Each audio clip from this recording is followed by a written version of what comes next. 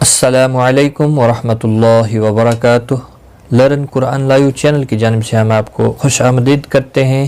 آج کی اس ویڈیو میں ہم چھینکنے کے آداب سیکھیں گے۔ شروع کرتے ہیں۔ بسم اللہ الرحمن الرحیم۔ چھینک آنے پر ہاتھ یا کپڑے سے چہرے کو ڈھانک لینا۔ ترمذی۔ چھینک کی آواز دبا لینا۔ ترمذی کی حدیث ہے۔ چھینک آنے پر الحمدللہ کہنا۔ چھینک آنے پر الحمدللہ کہنا۔ بخاری۔ ترجمہ: تمام تعریف اللہ کے لیے ہے، چھینک سننے والا کہے، یعنی جو اس کے سامنے بیٹھا ہو، جو سن رہا ہو۔ یرحمک اللہ، یرحمک اللہ، یرحمک اللہ۔ بخاری کی حدیث ہے۔ ترجمہ: اللہ تم پر رحم فرمائے۔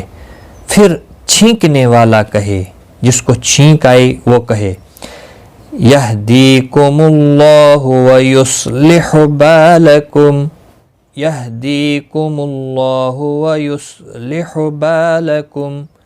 بخاری۔ ترجمہ: اللہ تمہیں ہدایت دے اور تمہارے حالات کو درست فرمائے۔ بخاری کی حدیث ہے۔